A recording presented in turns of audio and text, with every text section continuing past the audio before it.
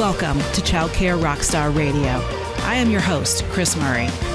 Childcare leaders around the globe are breaking through challenges, leading the way in innovation, testing new best practices, and impacting children and families in a much more powerful and positive way than ever before.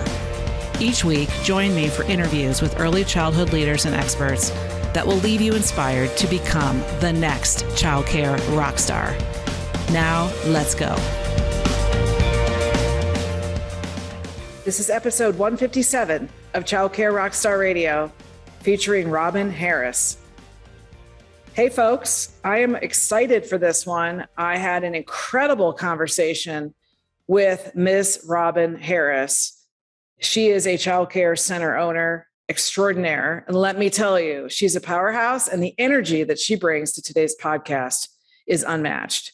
She is also the creator of the Level Up curriculum that she is teaching to schools and centers around the country as a side gig, but it is her passion and her love, and it's based on a method and a curriculum, a philosophy that she has utilized and created inside of her own centers and her own business. So I cannot wait for you to meet Robin. She is based in Houston, Texas.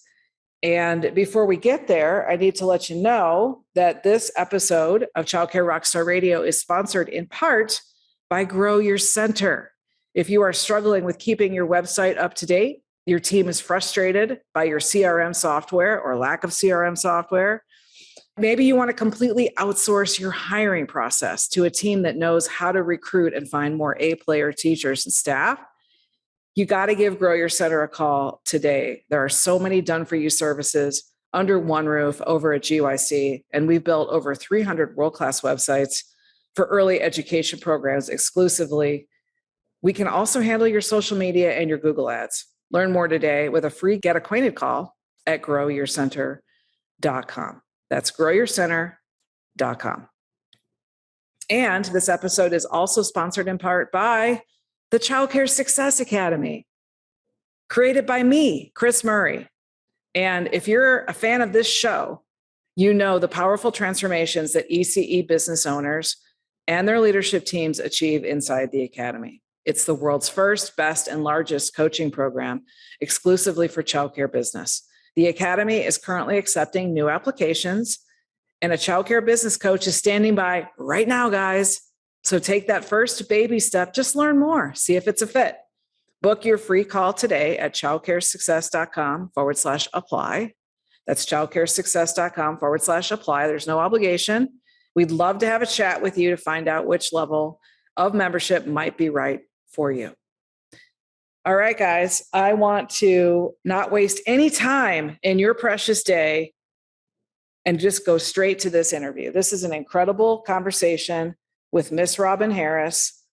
She is a go-getter. Her heart comes through big time on this episode. This interview is, it's one of the most powerful, heartfelt, passionate, it's driven by passion interviews that I've done in my entire career of being a podcaster over the last 5 years. So almost 6 years. So I'm excited to introduce you to Miss Robin Harris, Miss OMG, blast from the past. And when you listen, you'll know exactly what I'm talking about. Success looks good on you, Miss Robin Harris. Let's find out more. Dive in and enjoy.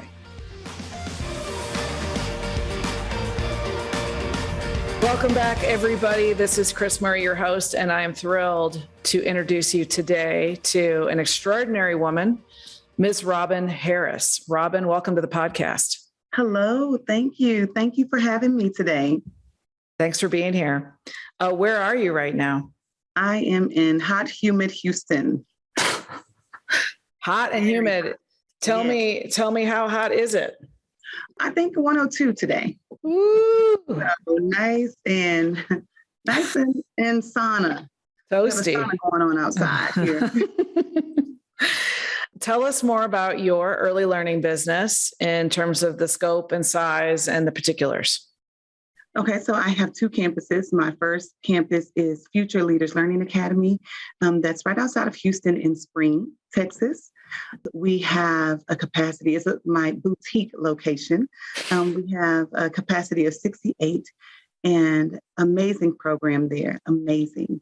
And our next program is a little bit larger. It's 150 capacity. It's Harris Academic Club, and that's my baby. It started off as a tutoring company while I taught in the school district, and it became such a beautiful, beautiful campus. So now we have a homeschool program. So we offer tutoring, homeschool. So when our kids leave, they have another home to go to instead of going into the public school. Okay. That's very, very cool. When did you get started in the early education field? How long have you been doing this? Oh, almost 20 years now. Okay. So in high school, we had a chance. I went to a career and technology school. So we had a chance to pick our career path. And of course, I chose early childhood education. And from the moment I walked into the classroom, I knew, that was my field. And I continued on to get my bachelor's and then master's. And, this is just my place. I love it here. Yeah. So did the homeschooling component and all of the follow-on services that you're offering and the tutoring, was that something that was born out of COVID? Because I know during COVID, a lot of parents went more into a homeschool mode and then kind of stayed there. Or was this something you did earlier than that? It was before COVID. Okay. Yeah, it was before COVID. So the way our program runs, our students are able to get lots of one-on-one attention. Again, I come from the public school, and school, I've noticed that students needed more one-on-one attention. They needed small groups. The classroom sizes were 25 to 35 per class. And, a lot of kids were getting left behind. Yes. So with the tutoring service, it made it easier for me to work with them more one-on-one, giving them the attention that they need. And so our preschool program, we were able to add all of those different goodies into our program. So once our kids left preschool, the parents were like, what do I do now? We were able to work with our kids beyond their grade level. They were able to achieve so many goals. So the parents were like, wait, my son is multiplying and he's 4 years old. So what do we do now? We can't go into the public school, which is a good problem to have. It's a problem, but it's a good problem. Right. Because going back into the public school system, if a kid is bored, normally they'll get a little bored. They'll get a little, flustered, and we've already done this. I did this when I was 2. I did this when I was 3. So that was a good problem, but it just, I didn't have an alternative to give my parents. So I had to come up with something inventive, something different to still give them that attention that the parents wanted. So I was able to do that 2 or 3 years before COVID. Okay. And so what is the oldest age that you serve? Are you going all the way K through 12? Right now it's through 6. K through 6. Okay. Yes. And then they need to find a middle and high school program that can help continue to elevate them or continue to do homeschooling. There's a lot of programs out there, right? Yeah. My parents now, they're like, okay, look, I'm going to give you a few years. You need to go K through 12. So, we'll see what the future holds. But right now we're stopping at 6. Yes. Cool. I love that. I want to ask you about your inspiration, because your energy, when we were hanging out in San Antonio together at our academy meeting, and I felt your energy and your passion. And so that's when I was like, oh, I have to get her on our podcast.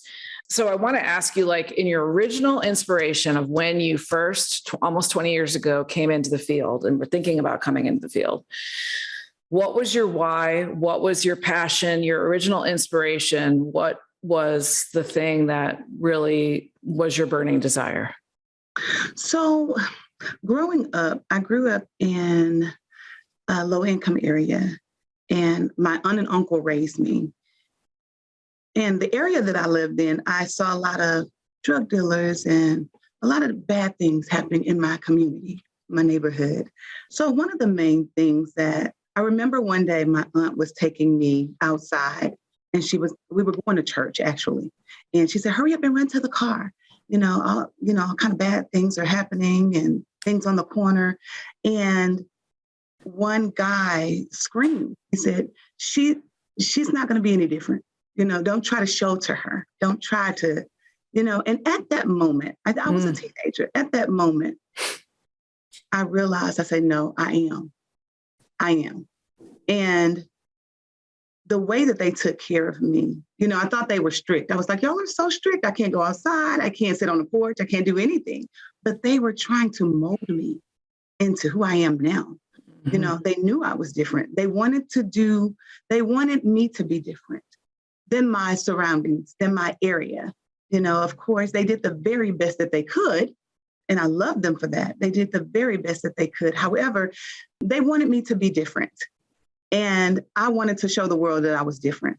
And between them and the teachers that I had, teachers are so different now. So different. Teachers back then loved us. They cared about us so much. Not saying that they don't now. Yeah. But teachers were different. Mm-hmm. I remember one boy needed a shirt. And one of our teachers, he left school on his lunch, went and got a shirt because the little boy had holes all in his shirt. And he went to buy him a shirt. So no one would talk about him. So things are so different now. They were very different back then. And I wanted to be that person. The way my aunt and uncle poured into me, the way that my teachers poured into me, I wanted to be that person where people remembered and said, oh, I remember Miss Harris did this. Oh, I remember, and now I'm able to be that person. Mm-hmm. Wow. That's a great story. I haven't shared, I'm not sure if I've ever shared on this podcast, my personal story of the teacher that made the biggest difference in my life. It was a third grade teacher. Her name was Mrs. Irish. And she, in Hudson, Ohio, was at our elementary school, of course, my main teacher. And back in that day, we didn't switch around classes in third grade. Our teacher was our teacher. I think it's mostly like that still. But she challenged me in my math because she saw a glimmer, a spark of potential in my math skills. And I was very afraid of numbers and of math. And so she kept pushing me and challenging me to come up to the board in front of the class, that I could do it. I can do it. And I went up there and I had my piece of chalk, and she was supporting me and pulling on me to do math at a higher level. And she helped me get over my fear. Wow. And so this business is built on math because I brought metrics and math to the industry in terms of how to do business math and marketing math. And so who knows if Mrs. Irish hadn't inspired me at the board that day or that year that maybe I wouldn't even be capable or confident enough to run this company. So and that's amazing. Shout out to her and shout out to you and to all the teachers that you had that inspired you to now become Mrs. Harris, the Mrs. Harris that you are today to your kids that you teach. Yeah. Such a big impact. Yeah. So I'm interested in what you said about teachers aren't as, they're not as loving or tied into their children that they teach like they were in the old days. Well, this is my personal opinion. Yeah, no, I'm interested. I taught in the school district for 15 years. In the beginning, daffodils, lollipops, beautiful. We're staying at work late. Magic is happening every day. We're eating, breathing, sleeping. About education. As the years went on, the years passed by, things started to change across the board. I know so many teachers. Across the board, things have changed where teachers don't feel appreciated. So I'm taking all of these things in to help me once I left the school district. Teachers don't feel appreciated. They're not heard. They don't feel like they're cared for. Mm-hmm. They feel like this is just a regular job. Like I work at a clothing store. I work at, a grocery store. They don't feel the same way. It's more of a job than a passion and a love. Mm-hmm. Overall. Now, there are some amazing teachers out there. Mm-hmm. There are still some that still eat, breathe, sleep. I'm one of them. But they're still out there. Yeah. However, across the board, a lot of teachers have lost their true love, their true love for teaching. Mm-hmm. And, should be told, the kids need us so much. Yeah. They need us. Yeah. Empowered teachers, empowered educators is the number one. That's the leverage point, or the most important thing in education for children's results, for children to fully thrive. And the empowerment piece, like what I'm hearing you say, is that today's educators, they're just not loved upon and empowered. Yes. And given the freedom in the classroom, they're much more constrained with the testing and all the things. And we could spend a day talking about all of that. So we will shift topics, but it's a great point, and it's a point that needs to be heard and discussed more, is that just teachers are not feeling motivated and empowered in general by the school system. Mm-hmm. So I love that you're doing this and that you have this passion around this. So let's shift to talk to you a little bit about your home life. So what is life like for you at home? What are your interests, passions, and hobbies outside of the world of education, if you have any? But yes. Yeah. My husband's like, quit talking about lesson plans. That's our pillow talk sometimes. Right. So I am a mother. I have an 11-year-old, and I'm a dance mom, and she definitely keeps me busy. Uh-huh. So that dance life, ballet, tap, jazz, hip hop, it definitely keeps me busy. Mm-hmm. So I have that, as well as I love making candles. Oh, that's a cool, great hobby. It's my peace. It gives me, it breaks everything up for me. Yeah, fun. Well, I love the creative pursuits. Yeah. It's fantastic. Love that. What is a fun fact about you that not that many people know? Some people know this. I have an alter ego, which is a teacher. I have an alter ego. Put you in the mind of Medea from Tyler Perry. I have a book. I have 2 books. My first book I wrote is Miss OMG Blast from the Past. And it talks about a teacher who went into a time machine. It's on Amazon. The teacher went into a time machine, and it took her from the 1970s to now. So things were changed. Things were totally different. She gained a lot of weight in that time machine. So she was nice and slender. And when she came out of that machine, she came out squeezing, barely making it. So, things change. Education, testing, this, that, like what's going on in the classroom, So I go out sometimes when I go to different schools, daycares, public schools. I will dress as that character and come out with this huge bodysuit. And I hope and pray no one calls me this summer.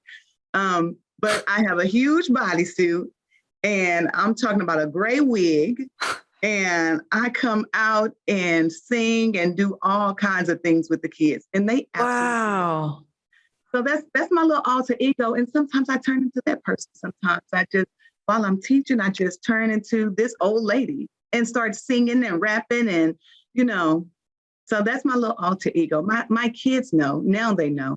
Yeah. For a while, they didn't even know. I would go into the restroom and change clothes, and they wouldn't even know that was. Oh my God. How fun is that? It was hilarious. So that's one of my, like I said, some people know, but I go back and forth sometimes. So that's Miss OMG. Miss OMG. Yes. Nice. Yeah, she's something else. She's Medea. She's like a old school Medea teacher. I think we might need you to bring that outfit or that, alter ego identity to one of our meetings. Yes. Come up and do definitely Denver, because the weather is perfect there. So. Right. Because I'm sure it's quite sweaty. That's awesome. I love that. What's your other book that you wrote? It's called Success Looks Good on You. That's on Amazon as well. This is more of a book for like your school age kids. Okay. It's more of a workbook, an interactive workbook where kids can talk. It's more of a journal, interactive workbook where kids can talk about their fears, talk about what can you control? What do you not have control over?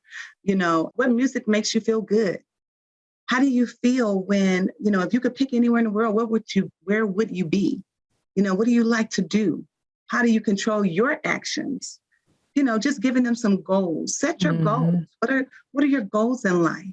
How do you accomplish them? What are the steps? So all of the things that I've learned from business, even from the academy, I bring them down and teach my kids certain strategies that they could have for lifestyle. Cool. Yeah. Those both sound amazing. I cannot wait to order them and have them in my library. Very, very cool. I'm learning all sorts of new things about you, Miss Robin. This is cool. I love this. So let's talk more about your program. You've got these two brands. And so I want you to talk a little bit about how your schools are different than competition, how you set yourself apart, and how you market your schools in terms of the things that you lead with unique selling points or differentiation. Wow. So the great thing is I don't have to do a lot of marketing because my parents market for me. Nice.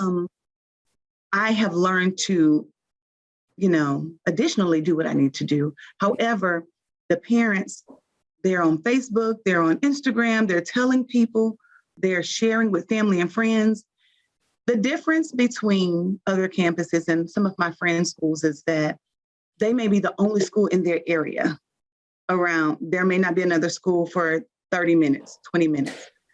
Houston area is so saturated. There's a school walking distance. I mean, literally a car wash separates us. And then another school on the next block. I can walk to about 6 schools from my school. Wow, that's crowded. And it's very crowded. They're lined up, side by side. But what separates us is I work hard every day. My team works hard every day to give our students something that they couldn't get anywhere else. Something that we offer etiquette classes. We have public speaking. We get our kids up every day and teach them how to speak in front of a crowd, teach them how to compliment each other and, how to walk into a room and own it. This is my room. Good morning. My name is Robin Harris. And today, and they'll tell us something. Right. Well, Andre, what did you do this weekend? I went to Walmart with my mother. What did you purchase from Walmart? My mother purchased so we're focusing on those skills to get them to speak in front of people and not say, good morning, my name is Andre, so it gives them a presence to where they feel comfortable and confident in any situation. So we offer that. We have etiquette classes where we take our students to 5-star restaurants. We've rented limousines to take them there. We dress them up. We take them to the restaurant. Wow. We focus on our etiquette skills. Our kids are sitting up nice and tall in the seats, and they are saying, please, thank you. Yes, I would like more water. Please, thank you. And I'm talking about 3-year-olds, 4-year-olds. And everywhere we go, they're taking pictures. Oh, my God, I cannot believe these are 4-year-olds.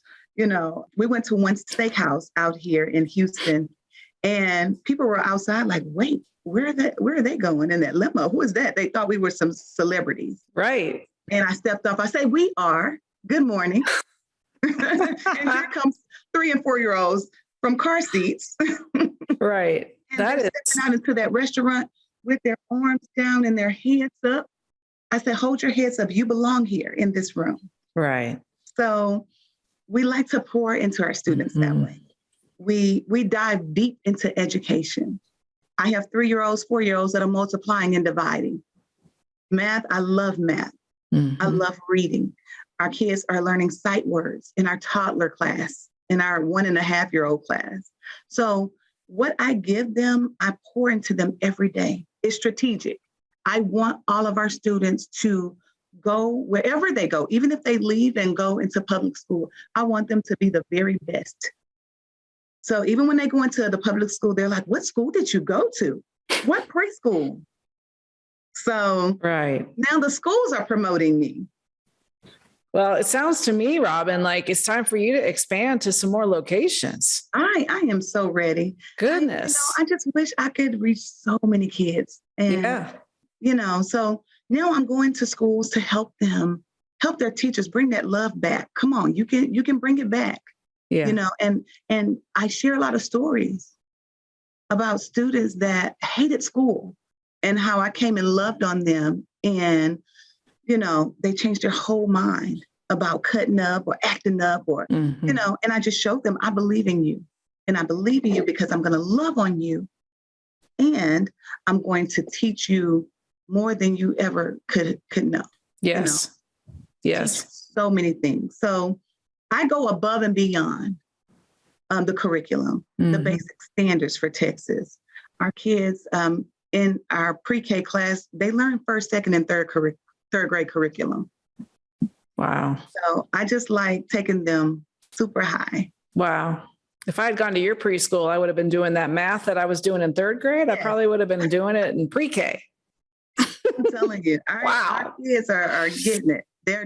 So this underscores one of the key principles that we teach that a man named Dennis Vickers, who was an ECE expert that wrote in Exchange magazine. He had a column in Exchange magazine for the longest time. And then we had him at the summit back in 2014 in Vegas. Mm-hmm. And his quotable is, when you do well by families and children, your parents will love you so much that they will sing your praises to the world.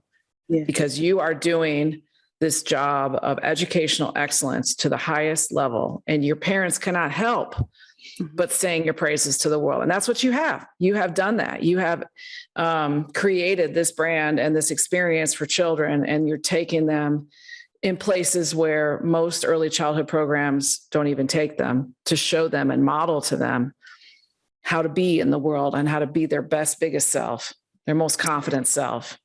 And parents just can't help but sing your praises to the world. So that is a best in class, world-class best practice that you're doing. So it's strategic for sure.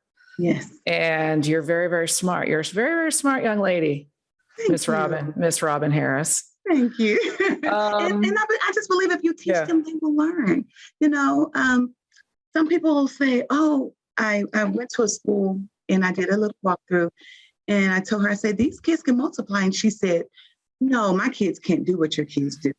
Have you tried it? Have you talked to them? Have you taught it? Teach them, and they will learn. Multiplication is repeated addition. If they can add 3 plus 3, which is 6, they can add 3 plus 3 plus 3, which is 9. That's repeated addition. Yes. So you have to do it. You have to, and it takes a little time. I will say that. It takes time. It takes lots of planning.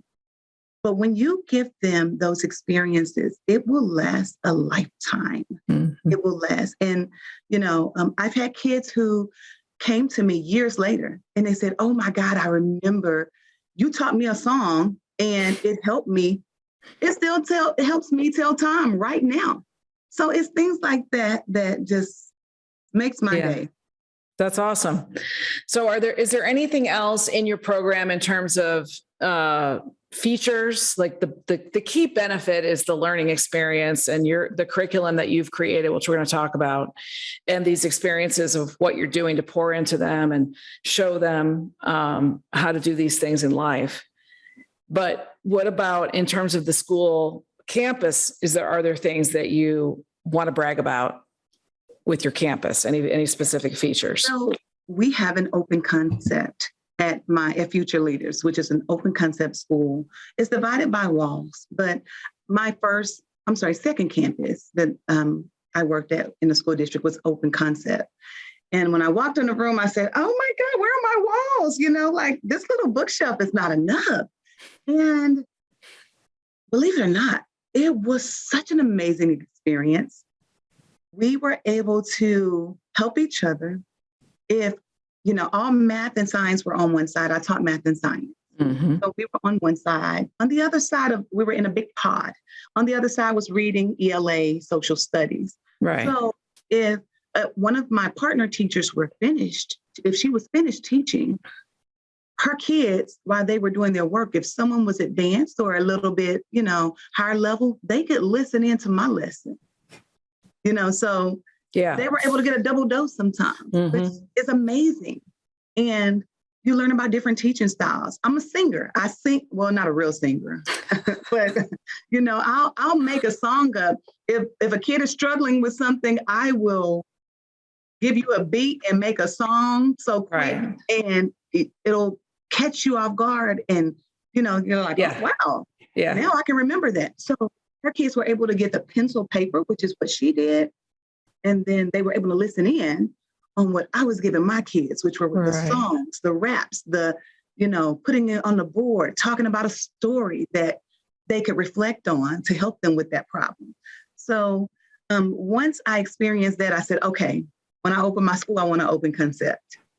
So the open concept, the parents absolutely love because the kids, I have 3 main classrooms in front, and you can actually hear what's going on in the next classroom, which is amazing.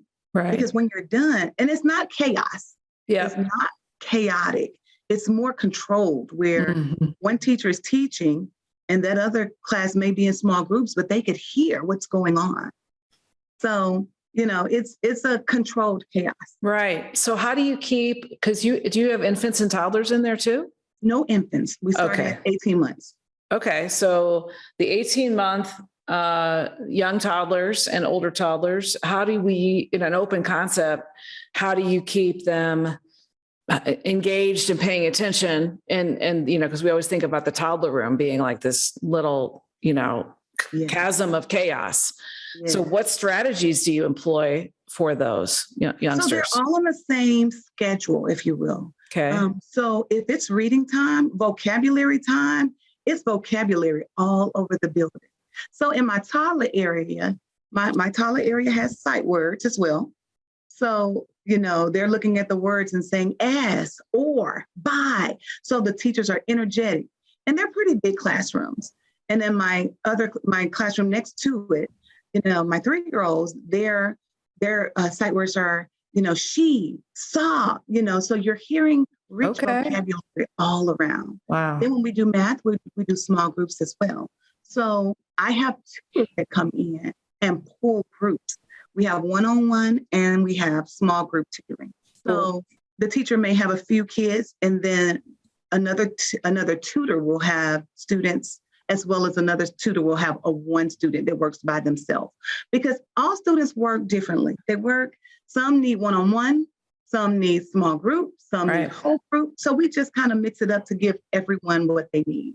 Cool. Well, I love that. Now you're making me want to come to Houston so I can come and visit. This sounds amazing. Yes. Just not in July. No. Or August. No. No. Yes. So tell us more about your curriculum. So you created I believe it's called the Level Up curriculum. Mm-hmm. Tell us more about how long that's been in existence and how, are you marketing it to other programs, or are you using it exclusively to you? Like, just tell us more. So I started working on it a few years ago, and, a lot of people would come to my school, even my friends. I have a lot of friends in the industry, and they would say, give me your curriculum. Give me, I want my kids doing what you're doing. And I was like, no, not yet. I'm not ready yet, because that's my baby. What we do with our kids, that's always been close to my heart. And even though I want to help other kids all over the world, I want to make sure it's executed the right way. Yes. I want to make sure that the teachers understand what to do. The teachers have objectives, clear objectives. The scholar will read and recite the poem, blah, blah, blah, blah, blah. I want to make sure that the teachers understand it. There's going to be a little bit more work, on your word wall where the students put their work, where you put the students' work on the wall. There needs to be a description that says specifically what the kids worked on, So I wanted to make sure it was amazing. And I wanted to go out to train the teachers, to let them know how serious it is, and how something that they may not think is, oh, well, I'll do that. Yeah, I'll just put it up there. But if you do it with excellence, if you produce excellence, you have the power to change a student's life, multiple students' lives. So that was my main reason. At the time, I couldn't travel and go and, so now that I'm able with Zoom and with, traveling, I'm able to show teachers and show program directors how they can really change a student's life, multiple, with putting all the plans into place and producing excellence at all times. So now I'm able to give them examples of lessons that I do. Level Up is more of an extensive program. It's an extension of what you already do. So let's say you have Frog Street. That's perfectly fine. Right. But they will give you the basics of what you need to do, just like our minimum standards. They're minimum. Yep. So you always want to go over and above and give your kids more than what the basic standards say. And that's how I created Level Up. I wanted to give something, and that's what I give my students. I wanted to give the world what I give my students. And I'm talking about science. I'm talking about social studies. We learn about places all over the world. Culture is very, very, big with Level Up. So we talk about different places. What do they eat there? What do they eat in Japan? Talk about the people. What do they wear? Talk about the people in Africa. What do they wear on their heads? What is the symbol of, what does this mean? What does that mean? Mm-hmm. If they do this, what does this mean? How do their homes look? So we pull those things up. We show them on a card what the homes look like in Africa. What do jobs look like? Restaurants, so we basically take them all over the world in our classroom. Right. Cool. So I think I saw on Facebook, you're going to some different cities, you're traveling, and also it sounds like you're doing some Zoom. Is it that educators need to come and be with you to get certified to use this curriculum or get trained in order for them to take the next step? So tell us just a little bit more about how you're rolling it out. So basically, I'll go to a campus via Zoom if they are unable to have me out, or I prefer to go out because I like walking around the room and modeling. I don't like just telling people, oh, this is what you need to do. Let me show you. No, I like modeling. Yes. So if I go to a campus, if someone calls me or someone gets in contact with us, I'll go to their campus. I will model for the kids. I will show the focus board and I'll set it up so you'll know exactly what your classroom should look like. So, it's no question like, oh, should I do this or should I do that? Right. Everything is laid out for you. Yes, I love that. Here are some questions you can ask your students instead of just saying, oh, I'm going to read this story. No, let's talk about what do you think will happen at the beginning of the story? What does this book look like? The picture on the front, what does this tell you? What do you predict? So I'm using these types of words with my 3-year-olds, 4-year-olds, 1 and 2 as well. What is your prediction about this book? So if you give this to them and they go home and say, Mom, it could be a magazine at home. Mom, what is your prediction about what's going on in this magazine? The parents are like, oh, what do you mean prediction?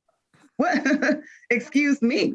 So it just gives them, and we use those words in school. Uh-huh. What do you predict will happen next? Why do you feel that way? You have to ask these questions. Yes. Kids want to know so much and they need someone to teach them. That's Yeah. If you give it to them and they'll learn. Right. Give it to them, teach them.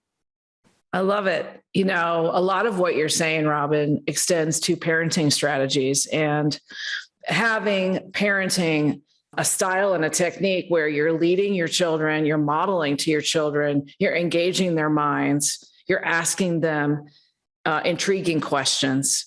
You're engaging their wonder of life. You're talking about different cultures. Maybe you're traveling with them abroad. All these things that you're talking about are also great parenting. And that's, I feel, what our world also is missing in a huge piece is that so many parents are struggling with their own emotional, social, career, relationship issues that the children sometimes are forgotten in this journey because parenting is hard and it's challenging.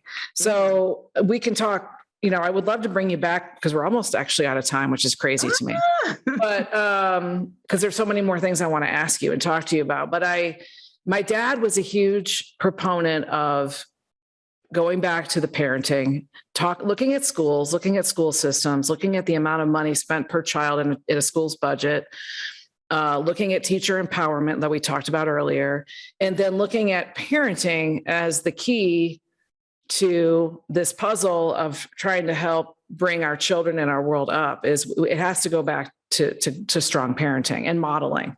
Absolutely. So I love that. And So do you work with the parents at all? Do you help coach them or guide them or, pour into them as if you see parents who are struggling in your school as well? So at our school, we have a lot of projects at our school. I'm telling you, I run it like a little college. So I give them the expectations and I tell them, listen, I may not be for you, but I want to let you know it's going to be work on your end as well. So for example, in the beginning, we have different units for our curriculum. Our first unit is my life, my reflections, and the world around me. So we talk about their life and the world around them. And instead of starting off with a family tree, normally some schools start off with, oh, this is me, here's a picture of me, all about me project. My school has a genealogy project where they have to go back 5 decades and learn about their history. Wow. So some parents are like, wait, this is too much. I don't know how to use a computer like that. Hold on. So I have had meetings with parents where I had to show them. Do certain things, how to make a PowerPoint presentation. I've had to do that. Mm. I haven't had general parent sessions. That is something that I could definitely look into for the next school year. Yeah, especially because our students are getting laptops this year, Chromebooks. Wow. Yeah, they're fancy. So that is something because a lot of parents will tell me, Miss Harris, my child comes home to tell me things and I have to Google it. And it's okay. Yeah. It's okay. Yeah. You want your kids to, we want our kids to be smarter than we are. That's right. So that's right. Cool. Well, I guess, my final question for you would be, where are you headed for the remainder of 2023? I'm so happy that you're in our academy. You're such an inspiration to your fellow members and to us. What are you most looking forward to the latter half of this year and then beyond? I am looking forward to connect more with more people, talking to different people, helping schools. I just want to share the love because there's so much to give. So I want to share the love. I want to learn more. That's the thing about a great leader. You always want to continue, you want to continue to grow and to develop. Yes. Trying new things. We're rolling out an ABCD award at our school, above and beyond the call of duty, which is a little bit different than our regular teacher of the month, which our employees nominate. So this is something that I look at in our leadership where no teachers are involved, but I'm looking for people that go above and beyond. Right. What their description shows. So I am learning so much from the academy and just sharing and learning about different things with different people. So I'm looking to continue that and to travel more. This is the most I've traveled in my life. Really? Well, yeah, that's fantastic. Are you doing it? Absolutely love it. Yeah, I know it's probably mostly domestic, but any global travel on the horizon for you? Not yet, but I'm looking forward to some soon. Yes. I got some in my future. I'm doing New Zealand, Rome, Greece, Barcelona, and Malta. Awesome. This year. So who knows where I'll go in 2024, but yeah, it's my season. I've been waiting. Yeah. It's my season. So absolutely. It's time. And I love that. And I love that for you. So this has been amazing. I love the ABCD award. That's just super powerful. Amazing. I love it. Super powerful. Well, I know that a lot of people are loving this episode and writing down fast and furiously all the lessons, all the little golden nuggets that you're dropping on us right now, Robin. It's been a fantastic episode and just a conversation to talk to you and get to know you better. You're such an inspiration, and I love what you're doing in Houston for children. How can people find you? What's the best way to reach you? Of course, on Facebook, Robin DeSales Harris. You can also find me. You can call Level Up, which is our corporate office. We have both of my schools. This is the office for both of my schools and Level Up. Okay. The phone number is 1-888-700-1017. Great. 888. Mm-hmm. What was the second 700. part? 700. 1017. 1017. All right. Awesome. Well, we'll get that in the show notes too. And is there a website? It's our levelup.com. Wonderful, wonderful, wonderful. Well, thank you so much for taking the time to be here on the podcast today on Child Care Rockstar Radio. There's about literally half the questions on the outline I didn't even get to. So we're definitely going to have to bring you back for a volume 2. Okay. But any other final thoughts you'd like to share with the audience before we say goodbye?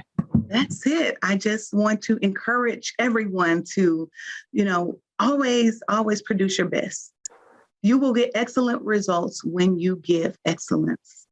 So that's my nugget. When you give excellence, you will always get excellence from your students, from your staff, from teachers, so just producing excellence, make it your daily goal.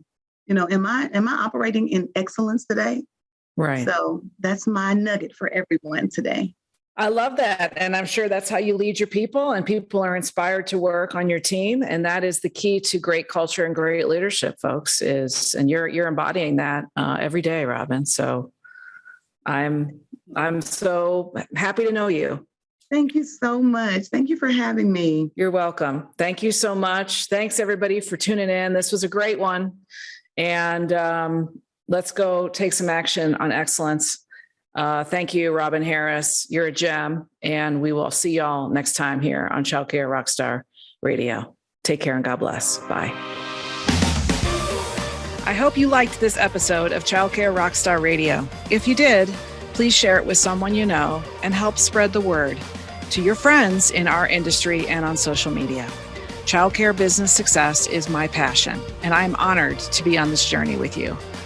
As a thank you for listening, learn more about how to grow your business and make more income with our brand new free quiz, the What's My Number One Income Killer quiz, exclusively for preschool and childcare owners. Take the quiz today at childcarequiz.com to discover what your number one income killer is and how to solve it. Take care and God bless.